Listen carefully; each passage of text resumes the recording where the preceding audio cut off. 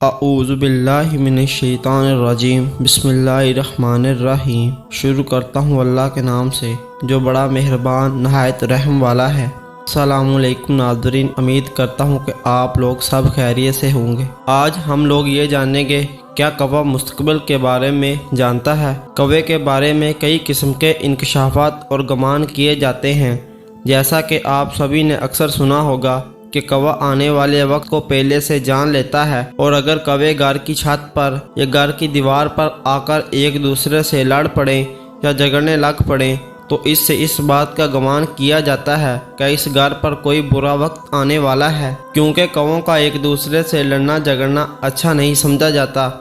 اسی طرح اگر دوپہر سے پہلے کوہ آپ کے گھر کی دیوار پر یا چھت پر اکیلا بولنا شروع کر دے تو یہ سمجھا جاتا ہے کہ آنے والے دنوں میں آپ کے لیے خوشخبری ہے۔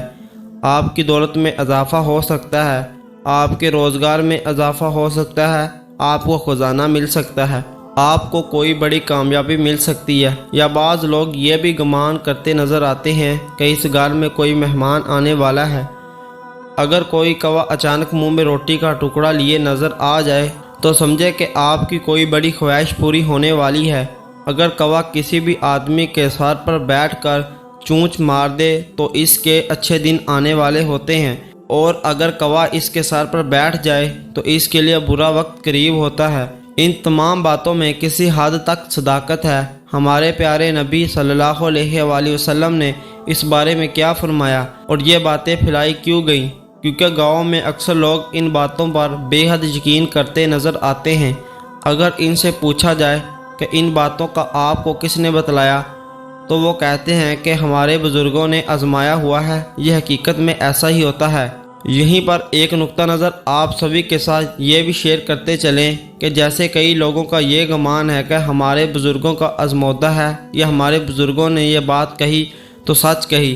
اس بارے میں صرف اتنا کہنا چاہوں گا کہ کفار دین حق کا پیغام سن کر اسے اس لیے جھٹلا دیتے تھے کہ ہمارے باپ دادا اس بات پر عمل کرتے تھے تو ہم بھی یہی کریں گے، اور دین حق کو جھٹلا دیتے تھے، حالانکہ وہ لوگ سراسر گمراہی کے راستے پر تھے۔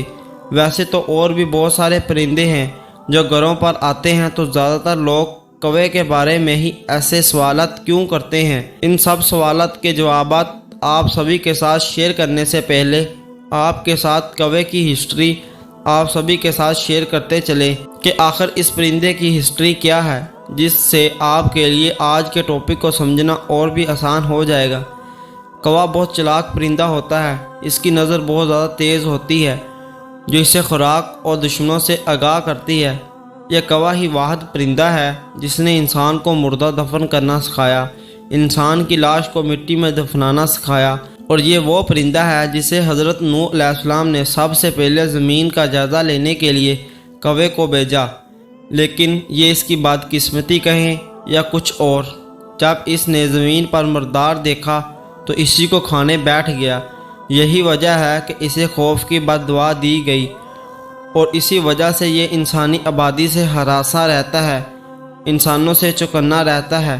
تو دوستو، یہ تمام تر باتیں کہ کوہ مستقبل دیکھ سکتا ہے یا اس کے کائیں کرنے سے کسی کو فائدہ یا نقصان ہو سکتا ہے، تو آپ سبھی کو بتاتے چلیں کہ اسلام میں ان تمام تر باتوں کی کوئی اہمیت نہیں ہے۔ موجودہ دور میں پاکستان میں ان باتوں پر ابھی بھی یقین کیا جاتا ہے، اور بہت سی ایسی چیزیں ہیں جن کو بدشگونی کی علامت کہہ دیا جاتا ہے۔ حضرت عبداللہ بن مسعود رضی اللہ تعالی عنہ سے روایت ہے کہ رسول اللہ صلی اللہ علیہ وآلہ وسلم نے فرمایا، بدشگونی شرک ہے۔ آپ صلی اللہ علیہ وآلہ وسلم نے 3 مرتبہ فرمایا، اور ہم میں سے ہر ایک کو کوئی نہ کوئی وہم ہو جاتا ہے، لیکن اللہ تعالیٰ توکل کی برکت سے اسے دور کر دیتا ہے۔ آخر میں آپ کو ایک بات بتانا ضروری سمجھتے ہیں کہ صرف اپنے اللہ پر کامل یقین کر لیں، مکمل توکل رکھیں، اور جو کچھ بھی ہوتا ہے اور جو کچھ بھی ہوگا وہ اللہ ہی کی طرف سے ہوگا۔